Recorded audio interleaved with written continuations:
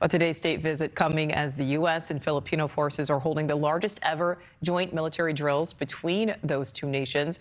These war games involve more than 12,000 U.S. personnel and 5,000 Filipino troops and include today's targeted sinking of a decommissioned Philippine ship. All this taking place near the disputed waters of the South China Sea. So joining us now, retired Marine Intelligence Officer, Lieutenant Colonel Hal Kempfer. Lieutenant Colonel, welcome. The U.S. will dock these nuclear submarines in South Korea for the first time in 40 years. We saw that the U.S. Navy sank that ship today as part of these war games. Is this cause for concern? I mean, is it possible that we're gearing up for possible conflict in that part of the world? Nichole, the short answer is yes. We are gearing up, and we're doing it very visibly. In the South China Sea with the Balikatan exercise, doing some operational testing, if you will, some things we've been working on in terms of doing this island sort of defense, where we're using islands almost like a forward deployed maritime presence and firing missiles. And part of what you saw there was shooting the missiles at that decommissioned ship to see how that would work. From what I understand, there's more work to be done. But if you look at the Korean Peninsula, part of that is a very direct message to Kim Jong-un that they did the solid state missile test, ICBM test that put Japan into alert. That solid state missile shortens the alert time we have, so we're forward deploying not just submarines, but also flying nuclear bombers or nuclear capable bombers over the peninsula to make it very clear to North Korea that South Korea is under the U.S. nuclear umbrella. All right. Well, you mentioned Kim Jong-un there. He loves to test fire missiles. He's been threatening a nuclear attack for years at this point. So why is the U.S. taking the step to move these nuclear submarines to South Korea as a deterrent now? What has changed? I mean, is there some type of indication that Kim Jong-un, that North Korea has finally built a successful nuclear weapon? Well, they have successful nuclear weapons. They have the warheads. They've done some other testing. The big question has always been about the reentry vehicles with any sort of missile they have, whether they could actually accurately hit something.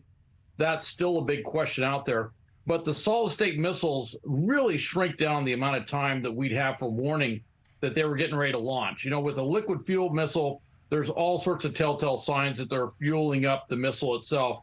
With a solid fuel missile, there's none of those telltale signs. They can pretty much launch right away. So what we're doing is a very visible presence, putting nuclear-armed, not just nuclear attack submarines, we've been doing that for a while, but nuclear-armed submarines and having them make port calls in South Korea. It's a very symbolic thing. Of course, those are a huge part of our nuclear triad, but it's making very clear to the North, you know, don't do anything. It's also addressing some concerns in South Korea where they've been having some discussions. Maybe they need their own nuclear deterrent for North Korea, and we're making sure, you know, providing reassurance to the South Korean public as well. Well, Colonel, South Korea famously gave up its nuclear weapons as part of a deal, again, nearly 50 years ago. Do you think we could see that change?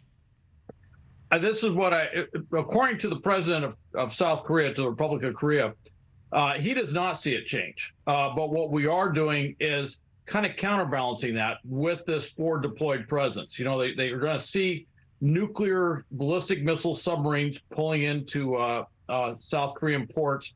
They'll probably see more nuclear capable bombers flying over the peninsula, which we've been doing for a while. And that does get a strong reaction from the North Korea every time we do that.